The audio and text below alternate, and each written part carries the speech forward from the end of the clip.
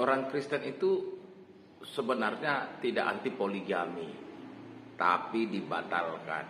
Benarkah demikian bahwa Kristen itu bukanlah agama yang awalnya bukan anti poligami? Salam, jumpa lagi bersama saya dalam Kristen Menjawab.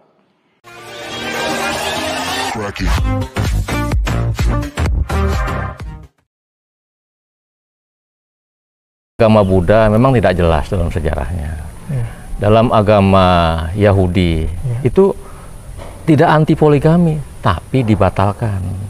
Demikian juga dalam agama Kristen, itu juga sesungguhnya tidak anti poligami, tapi dibatalkan.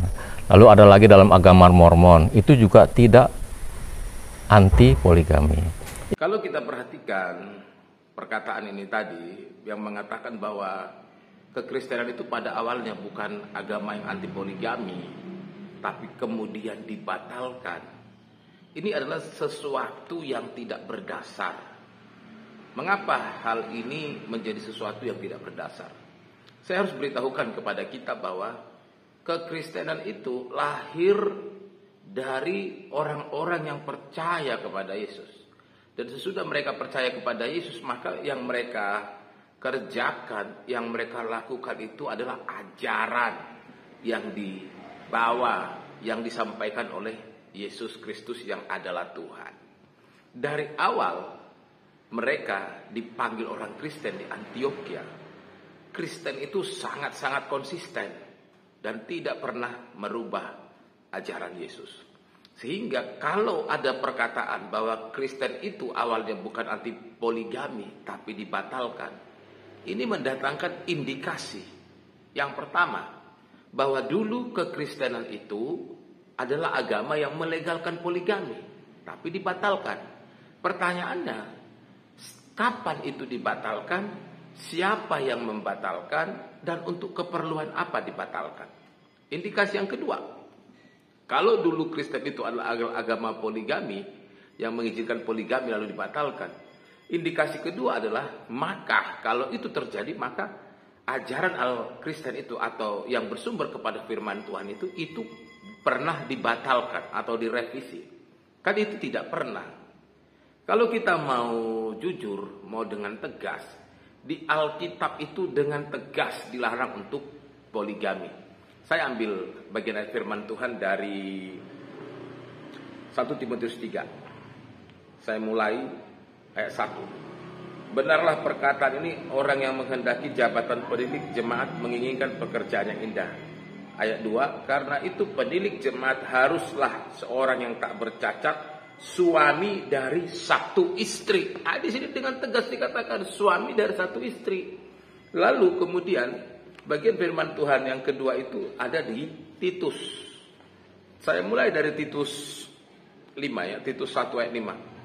Aku telah meninggalkan engkau di Kreta dengan maksud ini, supaya engkau mengatur apa yang masih perlu diatur, dan supaya engkau menetapkan penetua-penetua di setiap kota, seperti yang telah kupesankan kepadamu, yakni orang-orang yang tak bercacat, yang mempunyai hanya satu istri.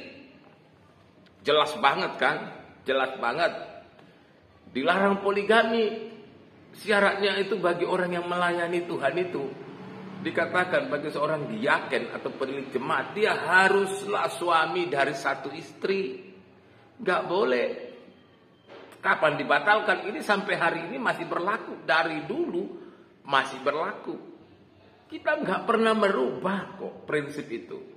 Kekristenan itu konsisten dengan ajarannya. Jadi perkataan-perkataan yang mengatakan bahwa dulu Kristen itu tidak melarang poligami, tapi kemudian dibatalkan, itu adalah sesuatu yang tidak benar sama sekali ya. Kekristenan itu dari dulu konsisten. Mengapa? Karena salah satu ajaran Yesus yang paling berbeda itu adalah mengajarkan kesetiaan. Kita itu diajar untuk setia kepada Tuhan kita. Kalau kita bisa setia sama Tuhan kita, kepada Tuhan kita, maka hal yang sama kita harus setia kepada pasangan kita, setia kepada istri kita, setia kepada suami kita. Karena itu memang ditekankan dalam firman Tuhan. Jadi nggak ada itu dulu kita mendukung poligami lalu dibatalkan, itu nggak benar sama sekali. Itu sama sekali tidak benar, dan itu tidak pernah terjadi dalam kekristenan. Karena ingat, kekristenan itu adalah kumpulan orang-orang percaya yang dipanggil dari kegelapan atau dari hidup yang penuh dosa menuju terang yang ajaib di dalam Kristus Yesus. Sehingga ketika orang menjadi Kristen, dia harus ikut apa kata Yesus. Salam, Tuhan Yesus memberkati.